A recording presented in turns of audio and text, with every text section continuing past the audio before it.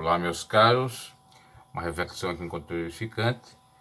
Você sabe o que é marido espiritual ou mulher espiritual?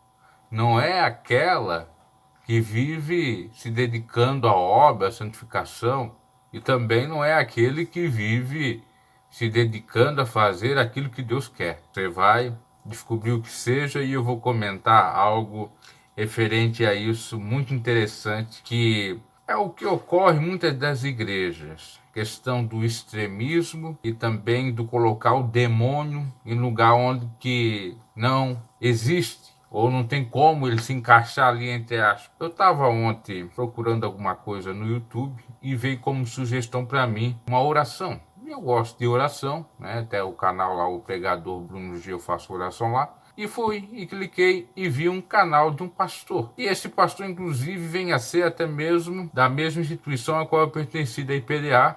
Mas, claro, um pastor renomado, pelo menos para fora. Trabalhou no Caribe, trabalhou na África.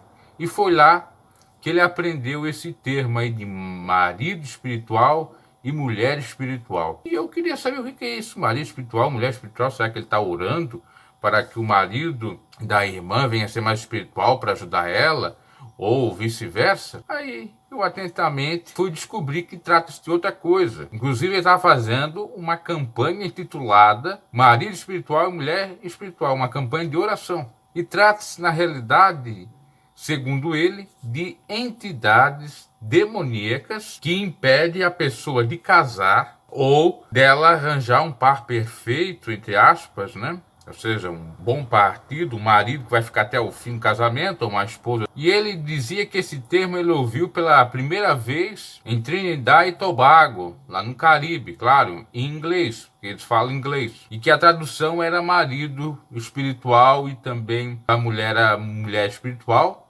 E no Brasil era chamada essa entidade de boto ou botinho, né? Aí eu faço até uma refrescar, vamos dizer, na memória, eu me lembro do Botini, compre Botini do Shoptime, né? E dizia que era o boto que tem uma entidade. Eu fui procurar, parece que existe mesmo na Umbanda, é dedicada a melhoras no amor, a trazer o seu próximo amor, coisas nesse sentido. Eu aqui não vou questionar a existência ou não dessa entidade, ou não fazer a campanha, mas o que eu quero meditar é o seguinte: para tudo, se você for analisar, tem um demônio, já viu? Já percebeu? Ainda que tenha de fato. Mas às vezes o que está lá como entidade ou como deuses, entre aspas, daquelas religiões ou divindades daquelas religiões, não quer dizer necessariamente que é um demônio. Segundo ponto, nem tudo é o diabo. Aí que eu quero entrar.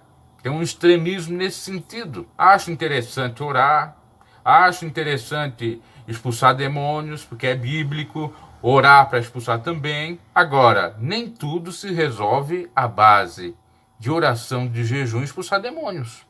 Essa é a grande realidade, que muitos não querem enxergar. Então, quer dizer, se a gente for analisar de um ponto de vista radical e extremista, sem exceção à regra, que o apóstolo Paulo estava com um demônio intitulado de mulher espiritual, porque ele não quis casar, o próprio Cristo, e dentre outros que não casaram ou que tiveram alguma problemática no seu casamento durante a história toda. Então tem que ser equilibrado nesse sentido. Eu não quero casar, um demônio que impede de eu ter desejo por casar. Ou é um demônio que não me deixa arranjar uma mulher ideal, uma que vai me respeitar até o fim. Não necessariamente. Pode ter sim alguma interferência no maligno, mas não necessariamente, porque nós temos que analisar outros pontos, como por exemplo a incompatibilidade de gênero, como por exemplo a questão socioeconômica, como por exemplo a empatia. Às vezes a pessoa não tem aquela empatia. Tem uma série de fatores. Inclusive são dados que comprovam o porquê de haver tantos divórcios. Inclusive até mesmo a falta de coito. Isso já para os casados, né? Para os solteiros, as barreiras também são outras. Então, meus caros, a gente não pode ficar muito à base de oração. Eu sei que é interessante a oração, não estou questionando, como já disse, mas a gente tem que ser pés no chão, tem que analisar tudo. Será que você não está sendo ludibriado por isso? Porque é um nicho. Muitos pastores se aproveitam, inclusive, para ganhar dinheiro com isso. Vamos fazer a oração para o casal, vamos fazer a oração para isso, a oração para aquilo, a oração para... Nem tudo se resolve à base de oração. Porque se fosse assim, nós não iríamos mais morrer, não teria crise no mundo, não teria aflições no mundo. É só parar para analisar. Porque tem coisas que dependem da nossa ação, depende de nós próprios. Não depende do fator divino, não depende de uma oração, não depende de uma santidade, não depende de nada disso. Por exemplo, você está casado e você quer dedicar-se mais ao Senhor casado. Então por que você não ficou solteiro? Quer dizer, você quer jejuar, você quer orar e não quer copular com a esposa. Aí a esposa tem desejo, acaba o diabo trabalhando na mente dela e ela, obviamente, se separa, porque outro deu aquilo que ela queria, ou satisfez a sua vontade. Do mesmo modo, ocorre com algumas mulheres que querem ser mais santas, que tudo é pecado, e aí o marido está afim de copular com ela, não quer copular, e depois diz que é o diabo que arrancou o marido da vida dela, ou o namorado. Isso é vigiar, que Jesus disse. Jesus disse primeiro vigiar e orar. Aliás, tem uma sentença que Jesus fala que são 3 coisas. Primeiro é olhar, depois é vigiar, depois o quê?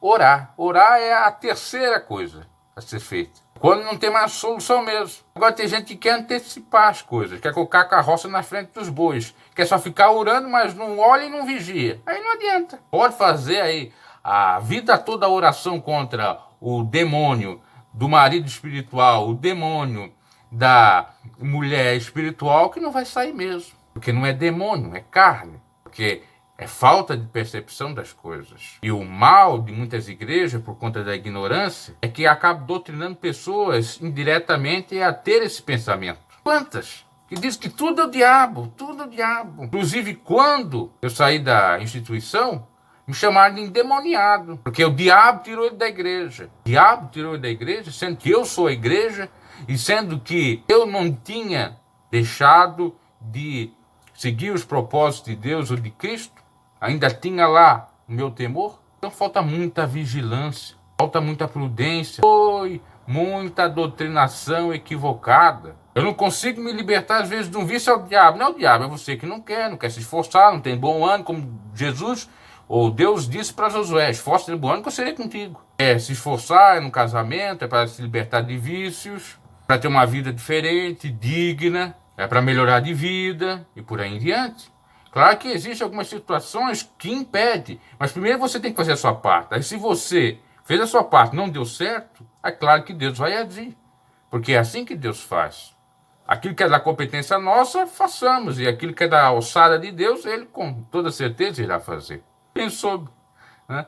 Referente, tudo é o diabo está em tudo, o diabo está nas paredes, o diabo, olha, a tua vida não está próspera, não está abençoada, você não está muito com Deus, você está sofrendo assim porque é o diabo. Como se no mundo nós não passássemos sofrimento. Jesus disse: no mundo tereis aflições, mas tem de bom ânimo que eu serei contigo. Não é o diabo que traz aflições, ou é o diabo, é a permissão de Deus. E Deus permite as aflições. Outra gente por consequência de pecado, é verdade, outra gente por possessão maligna, é verdade, mas quando Jesus estava falando ali, tratava-se da questão natural, porque nós não somos desse mundo e sofremos por conta disso. Mas isso não quer dizer que é o diabo que faz nós sofrer. Sofrimento há porque nós não queremos nos vender, nos corromper.